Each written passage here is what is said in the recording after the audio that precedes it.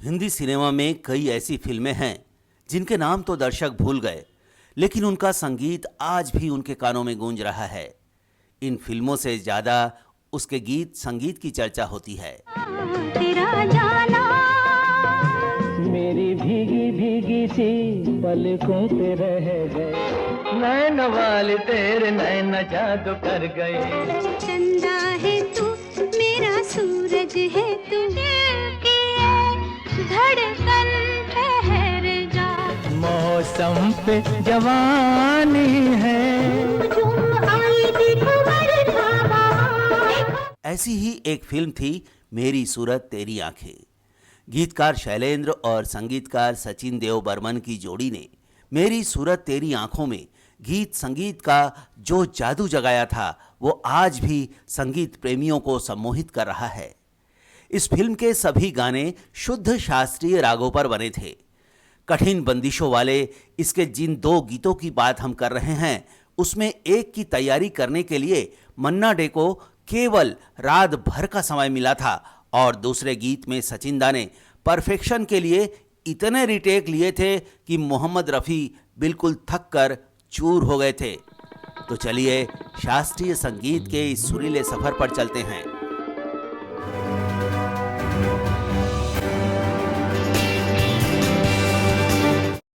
आगे बढ़ने से पहले आपसे गुजारिश है कि अगर आपने अभी तक हमारा चैनल सब्सक्राइब नहीं किया है तो कर लीजिए और बेल आइकन को भी दबा दीजिए।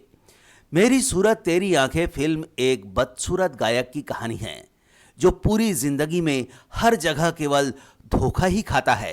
पूछो ना कैसे मैंने रैन बिताई, ना उसे अपने सगे माँ बाप का प्यार मिलता है और ना जिसे वो पसंद करता है उसका।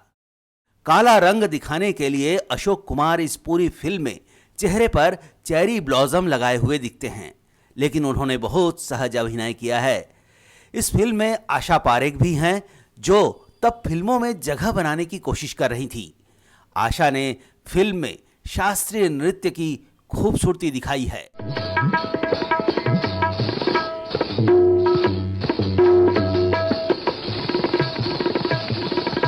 ये बात और है कि आशा की डांसिंग स्किल का बाद की किसी फिल्म में इतना बेहतरीन इस्तेमाल नहीं हुआ।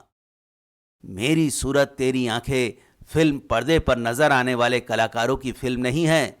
ये फिल्म पर्दे के पीछे कमाल करने वाले कलाकारों की है। ये ना अशोक कुमार की है और ना ही आशा पारेख की है।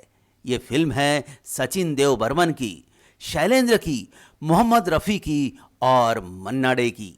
इसमें लता मंगेशकर, मुकेश और सुमन कल्याणपुर की आवाज का भी जादू चला है।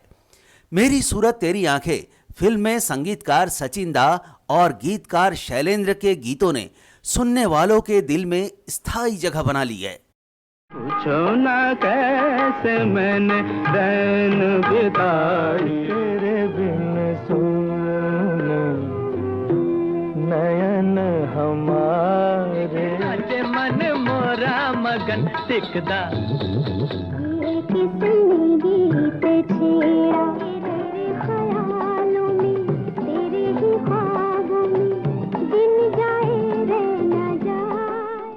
इस फिल्म में R.D. बर्मन यानी पंचम दा अपने पिता S.D. बर्मन के संगीत सहायक बने थे।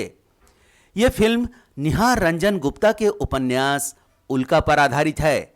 1963 में रिलीज हुई इस फिल्म का निर्देशन R.K. राखन ने किया था और इसका संपादन किया था ग्रेट बिमल रॉय ने। उस दौर में हिंदी फिल्मों में जब भी शास्त्रीय संगीत के आधार वाले गीत बने तो गाने के लिए या तो मोहम्मद रफ़ी को बुलाया गया या मन्ना डे को, क्योंकि इन रागों को निभाने का हुनर केवल इन दोनों को ही आता था। हम जानते हैं कि सचिन देव बर्मन की शास्त्रीय संगीत पर मजबूत पकड़ थी, लेकिन गीतों में वो कहीं भी संगीत को भारी या बोझिल नहीं होने देते थे। शास्त्रीय रचनाओं को हमेशा उन्होंने मेलोडी में ही पेश किया। उनकी कोशिश रहती थी कि गीत का आधार भले ही शास्त्रीय हो, लेकिन आम दर्शकों को उसे गुनगुनाने में मुश्किल नहीं होना चाहिए। सचिन दा ने पूछो न कैसे मैंने रैन बिताई गीत की धुनें अहिर भैरवी राग पर बनाई थी। तरुपत तरसत उम्र गंवाई, पूछो ना कैसे मैंने रैन बिताई। हीरो जब इस गीत को गा रहा होता है तब उसके पिता अपनी आखिरी सांसें गिन रहे होते हैं। इस सिचुएशन वाले इस गीत को आवाज देने के लिए सचिन दा ने मन्ना डे को चुना। मन्ना डे ने वैसे तो सभी संगीतकारों के लिए हर तरह के गाने गाए, लेकिन उनकी आवाज में एक अजीब सी उदासी महसूस होती थी, इसलिए वो इस गाने के लिए परफेक्ट पसंद थे। लेकिन इतने कठिन गाने की तैयारी करने के लिए सचिन दा ने मन्ना डे को ज्यादा वक्त नहीं दिया था। मन्ना डे ने अपनी जीवनी में लिखा है कि एक रात को लगभग 9 बजे सचिन दा मेरे घर आए। उन्होंने लुंगी और स्लीवलेस बनियान पहन रखा था। उन्होंने आते ही अपने पास रखा कागज निकाला और बोले, हारमोनियम लेके आओ। मैंने उन्हें हारमोनियम थमाया तो उन्होंने वहीं पर इस गीत की धुन बनाकर सुनाई और कहा कि इसे याद कर लेना, ये गीत मुझे कल ही रिकॉर्ड करना है। मन्ना डे ना कहना तो जानते ही नहीं थे। उन्होंने ये चैलेंज स्वीकार किया और इस तरह इस अमर गीत का जन्म हुआ। पूछो ना कैसे मैंने रैन मिटाई, पूछो ना कैसे मैंने, पूछो ना कैसे मैंने, पूछो ना कैसे मैंने रैन बिताई। इसी तरह इस फिल्म का एक और गीत भी काफी मशहूर है। ये गीत था नाचे मन मोरा मगन टिकता धिगी धिगी। ये गाना राग भैरवी पर आधारित था। इसमें तबला बजाया है पंडित सामता प्रसाद यानी गुदई महाराज ने। टिकता धिगी धिगी टिकता।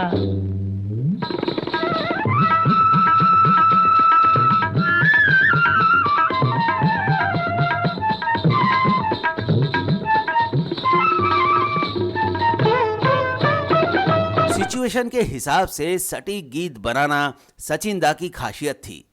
म्यूजिक डायरेक्टर बनने के शुरुआती सालों में वो ऑर्केस्ट्रेशन में कमजोर थे और अक्सर फिल्मिस्तान में रिकॉर्डिंग के दौरान सी रामचंद्र को मदद के लिए बुला लेते थे। लेकिन उन्होंने जल्दी ही बेहतरीन ऑर्केस्ट्रेशन का हुनर भी सीख लिया। उनके 2 सहायक थे, एन दत्ता और जयदेव, जिनको वो कई बार मूल धुन बनाकर दे देते और ऑर्केस्ट्रेशन का फॉर्मेट बनाने को कहते। नाचे मन मोरा मगन टिकता धिगी धिगी। फिर वो अपना पसंदीदा पान खाने बाहर चले जाते थे, लेकिन ऑर्केस्ट्रेशन पर आखिरी फैसला वो ही करते थे। सिचुएशन और बोलों के हिसाब से सही साज का चुनाव करना भी उनकी खासियत थी। इसीलिए इस गीत पर तबले की संगत के लिए उन्होंने बनारसी घराने के सामता प्रसाद यानी गुदई महाराज को चुना।